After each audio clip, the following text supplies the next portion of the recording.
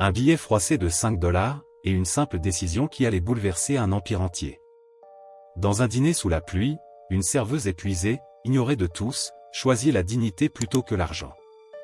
Ce geste silencieux va déclencher une chaîne de bonté et transformer des vies, révélant une vérité que peu d'entre nous prennent le temps de voir. Le véritable pouvoir ne se mesure pas en richesse, mais en humanité.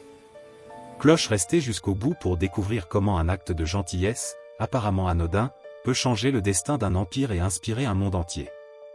Un billet froissé de 5 $ glissa sur la table et s'arrêta devant elle, comme un défi que personne n'avait osé formuler à voix haute. La pluie martelait les vitres du dîner presque vide lorsque Naomi Brox, une serveuse noire épuisée par la fin d'un double service éprouvant, leva les yeux vers l'homme assis seul à la table numéro 6. Il sentait la laine humide et les nuits froides, ses mains tremblaient autour d'une tasse de café ébréchée.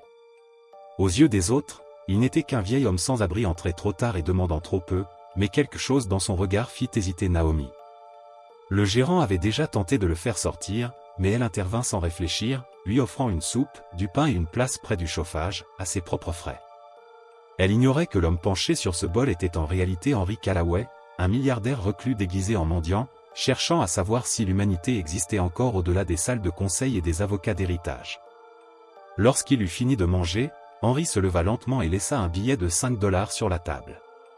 Pour Naomi, 5 $ représentaient le bus, une partie du loyer, ou des médicaments pour sa jeune fille. La salle sembla retenir son souffle lorsqu'elle prit le billet, puis le replaça doucement dans sa main. « Je ne peux pas accepter ça, dit-elle calmement. Ici, les clients ne paient pas la gentillesse. » Cette phrase frappa Henry plus durement que n'importe quelle perte financière. Il avait passé sa vie entouré d'avidité, notamment celle de ses propres enfants, Marcus et Helena, déjà prêts à se jeter sur sa fortune. Dans ce dîner usé par le temps et la pluie, privé de tout statut, Henry découvrit ce que l'argent ne lui avait jamais offert, une dignité donnée librement. À cet instant, avec seulement 5 $ entre eux, le destin d'un empire de plusieurs milliards changea silencieusement à jamais. Lorsqu'il retourna sous la pluie, le billet encore chaud dans sa paume, quelque chose s'était déjà fissuré en lui. Pendant des décennies, Henry avait régné depuis des tours de verre et des jets privés, craint dans les conseils d'administration et obéissant discussion. Son empire valait des milliards, mais son monde était devenu douloureusement étroit. Une semaine plus tôt, un médecin à la voix posée lui avait annoncé une vérité implacable. Aucun argent ne pouvait négocier avec un cancer de stade 4. Des mois, pas des années. Lorsqu'il l'annonça à ses enfants, leurs réactions confirmèrent ses soupçons. Marcus parla immédiatement d'action de contrôle, Helena voulut s'assurer que les fonds étaient protégés. Aucun ne demanda combien de temps il lui restait, ni comment il se sentait. Cette nuit-là, Henry comprit avec une clarté terrifiante que son héritage serait consumé par la cupidité, non porté par l'amour. Incapable de dormir, une idée simple et définitive germa, si le sang ne pouvait être digne de confiance, peut-être que le caractère le pouvait. Il se dépouilla alors de son statut, enfila des vêtements usés et entra dans des lieux où son nom ne signifiait rien. Les résultats furent cruels, hôtels de luxe le rejetèrent sans un regard, restaurants raffinés le chassèrent comme s'il était indésirable, agents de sécurité le repoussèrent sous la pluie pendant que les clients détournaient les yeux. Partout où l'argent régnait, l'humanité disparaissait dès que la dignité ne pouvait plus payer l'entrée. Puis vint le dîner. Là, personne ne connaissait Henry Callaway, mais Naomi Brox le vit. Elle n'attendait rien de lui, ne recula ni devant son apparence ni son odeur, n'agissait pas pour être vue. Elle fit simplement ce qui était juste, à ses propres dépens. Ces mots, « les clients ne paient pas la gentillesse », résonnèrent plus fort que tous les discours qu'il avait prononcés. Naomi n'avait presque rien, mais elle offrit la dignité sans hésitation, non par intérêt, mais par humanité. Debout dans l'allée, près de son chauffeur silencieux, Henry se redressa, le test était terminé. Il n'avait pas trouvé d'héritier dans sa lignée, mais dans une femme capable de traiter un inconnu comme un être humain lorsque personne ne regardait. Cette vérité allait ébranler son empire bien plus violemment que sa mort. Il comprit enfin que les plus proches n'avaient jamais vraiment été proches. Il avait confondu ambition et dureté, récompensé l'efficacité froide, formant ses enfants à réussir, mais pas à être humains. Face à la fin, l'illusion s'effondra. Ce n'était pas la mort qui le hantait, mais la certitude que tout ce qu'il avait bâti deviendrait un outil pour ceux qui n'avaient rien construit. Naomi Brox, sans connaître son nom ni sa richesse, avait gagné ce que ses enfants n'avaient jamais mérité. Cette force de caractère ne s'achetait pas. Tandis que les lumières de la ville défilaient derrière les vitres teintées de sa voiture, Henri ressentit une clarté nouvelle. Pour la première fois, il ne protégeait pas des biens, il choisissait un sens. Dans un dîner battu par la pluie, privé de pouvoir et d'identité, il avait enfin compris qu'une fortune confiée aux mauvaises mains est une malédiction, mais placée dans le bon cœur, elle devient une seconde chance. Et pour la première fois depuis son diagnostic, Henry Callaway se sentit en paix. Naomi Brooks incarnait une dignité silencieuse qui frappa profondément Henry Callaway, la manière dont elle parlait de sa fille sans chercher la pitié, sans demander d'aide, se contentant d'énoncer les faits tout en restant profondément humaine. Elle ignorait qu'on l'observait, et c'était précisément ce qui rendait son geste si précieux.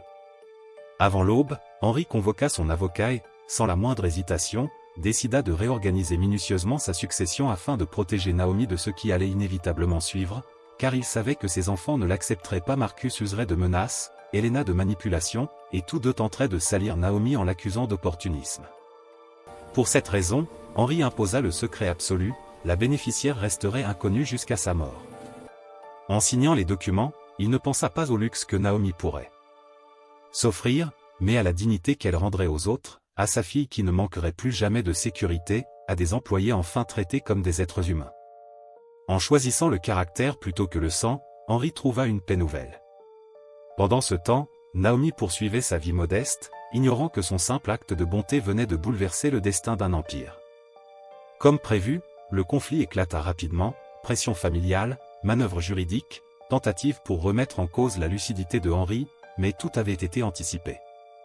À la lecture du testament, le choc fut total, Marcus et Helena furent exclus de l'héritage, tandis que l'intégralité de la fortune était léguée à Naomi Brooks. La colère, les menaces et les scandales médiatiques n'y changeaient rien. Lorsque la nouvelle atteignit Naomi, ce ne fut ni la joie ni l'ambition qui l'envahirent, mais la peur et le sens des responsabilités, d'abord pour sa fille.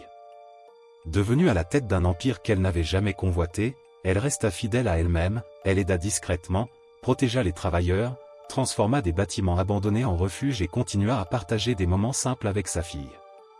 Là où Henry avait bâti un empire avec de l'argent, Naomi le reconstruisit avec humanité. Cette histoire nous rappelle que la vraie nature d'une personne se révèle dans les choix qu'elle fait quand personne ne regarde, et que la bonté sincère, offerte sans attente, laisse une trace bien plus durable que le pouvoir ou la richesse. Les jours suivants, Naomi sentit le poids de l'héritage invisible peser sur ses épaules, même si personne dans sa vie quotidienne n'en soupçonnait l'existence. Chaque fois qu'elle sortait dans les rues de la ville, ses gestes simples, saluer un voisin, offrir un sourire à un inconnu, aider une mère à porter ses courses semblaient résonner plus fortement qu'avant, comme si la bienveillance qu'elle avait toujours considérée comme normale prenait une dimension nouvelle, presque sacrée. La fortune de Henry, immense et discrètement mise à sa disposition, n'était pas un simple chiffre sur un compte, c'était une responsabilité. Et Naomi comprit vite que protéger cette richesse signifiait protéger le monde fragile qu'elle connaissait, celui des sans-abri, des familles en difficulté, des enfants oubliés dans des quartiers abandonnés. À mesure qu'elle explorait les possibilités, Naomi découvrit la profondeur de la machination familiale de Henry. Marcus et Helena, déçus et furieux de leur exclusion, ne tardèrent pas à se lancer dans des manœuvres légales, mais chaque tentative fut contrée par les dispositions minutieuses que Henry avait prises. Naomi apprit à lire les lettres, à comprendre les contrats, à anticiper les pièges. Ce n'était pas tant l'argent qu'elle protégeait, mais l'intégrité d'un monde qu'elle voulait juste et humain. Elle se rendit compte que son rôle allait bien au-delà de sa propre survie, elle était devenue le garant d'un idéal que peu d'êtres humains avaient le courage de défendre. Les premiers mois furent un équilibre délicat. Naomi continuait de travailler au dîner, non par nécessité, mais pour rester ancrée dans la réalité qu'elle connaissait. Elle refusait les excès, les extravagances, et surtout, elle voulait préserver la simplicité de sa vie pour sa fille, Jasmine. Chaque soir, elle partageait des repas modestes, riait des petites choses, parlait de rêves et de peurs. Naomi enseignait à Jasmine que la véritable richesse ne se mesurait pas en billets ou en biens matériels, mais dans la manière dont on choisissait de traiter les autres, dans le courage de rester honnête même quand personne ne regarde. Pourtant, l'empire de Henry ne pouvait pas rester silencieux bien longtemps. Naomi commença à investir discrètement, utilisant la fortune pour transformer des bâtiments abandonnés en refuges, des terrains désertés en jardins communautaires, des écoles délabrées en centres éducatifs pour enfants en difficulté. Chaque décision était réfléchie, chaque initiative visait à rendre le monde plus humain, plus juste. Elle recruta des gestionnaires et des bénévoles de confiance, ce qui, comme elle, faisait passer le cœur avant l'argent. Les médias commencèrent à murmurer sur une mystérieuse bienfaitrice qui transformait la ville sans jamais chercher la gloire. Naomi restait dans l'ombre, préférant que ses actions parlent d'elle-même. Pendant ce temps, Marcus et Helena intensifièrent leur pression. Marcus tenta de convaincre des journalistes de dénoncer Naomi comme une manipulatrice opportuniste, tandis qu'Helena s'associait à des avocats sans scrupules pour tenter de questionner la santé mentale de Henry avant sa mort. Naomi, prévoyante, avait déjà anticipé chaque mouvement.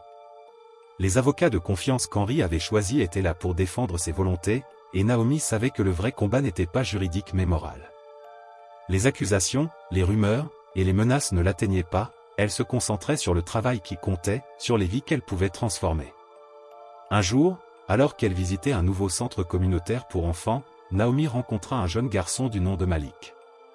Il avait 13 ans, les yeux brillants mais le cœur lourd, élevé dans un quartier où les opportunités étaient rares et l'espoir encore plus.